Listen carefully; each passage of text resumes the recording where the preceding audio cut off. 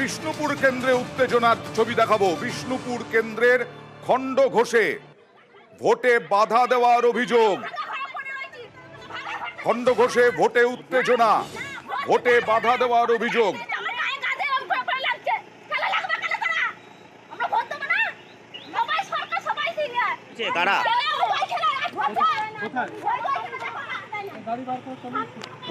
পুলিশের কাছে অভিযোগ জানাচ্ছেন মহিলারা।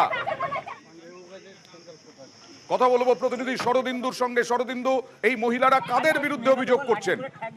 দেখো, বিষ্ণুপুরের খণ্ডঘোষ বিধানসভার আতকুল্লা হরিজন প্রাথমিক বিদ্যালয়ের 133 নম্বর বুথ, এখানে মহিলাদের অভিযোগ যে সেখানে তৃণমূল কংগ্রেস কর্মী সমর্থকরা তাদের বুথে যেতে বাধা দিচ্ছে, তাদেরকে ফিরিয়ে দেওয়া হচ্ছে, তাদের বলা হচ্ছে যে তাদের ভোট হয়ে গেছে।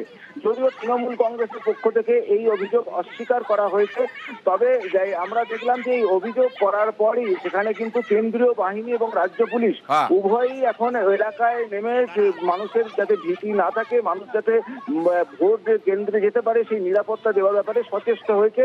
তারা ভোটারদের বলছে যে আপনারা নির্ভয়ে যান এবং ভোট দিন।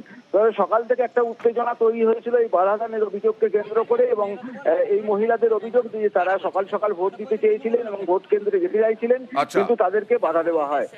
ওকে, মহিলারা কি বলছেন দেখি। আমার স্বামীর দিকে না আসতে দেয় না। স্বামীকে আর ছেলেকে কেন আটকে দিচ্ছে? কেন বলতে তোমাদের ভোট হয়ে গেছে? মারবে বলছে? হ্যাঁ বলুক মারুক। হ্যাঁ বলতে তোমরা যাও, তোমার স্বামীরা তোমার ছেলের ভোট হয়ে গেছে। মানে ভোট দিতে দিচ্ছে না? হ্যাঁ, স্বামীর দিকে দিতে দেয় না। কেন, কি করে জানবো? আপনারা কি অন্য কোনো দল করেন? না, অন্য কোনো দল করি না। আমরা এতেই দিই। কারা আটকাচ্ছে আপনাদেরকে? ওই আমাদের এই তৃণমূলের লোকেরাই আটকাচ্ছে।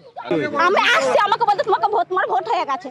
কে বলছে? ওই বেটা ছেলেগুলো আমাদের পাড়ার। কারা এরা? কারা এরা তৃণমূলের দল করে। আপনাদেরকে আটকে দিচ্ছে? হ্যাঁ, আমি কারা তৃণমূল করছে না সিপিএম করছে না কি করছে আমরা ওইসব দেখবো না। আমরা ভোটে বলে ভোট দিতে আইবো। আটকুলা হ্যাঁ, এখানে আটকে দিচ্ছে? হ্যাঁ আটকে দিচ্ছে। কেন কেন মানে আপনারা কি অন্য কোনো দল করেন? অন্য কোনো দল আবার কি? আমি যেখানে পারবো দেবো। দেখুন, আমরা অন্য কোনো দল নেই। আপনারা ভোটার? আমরা 12 মাস খেটেই খাবো।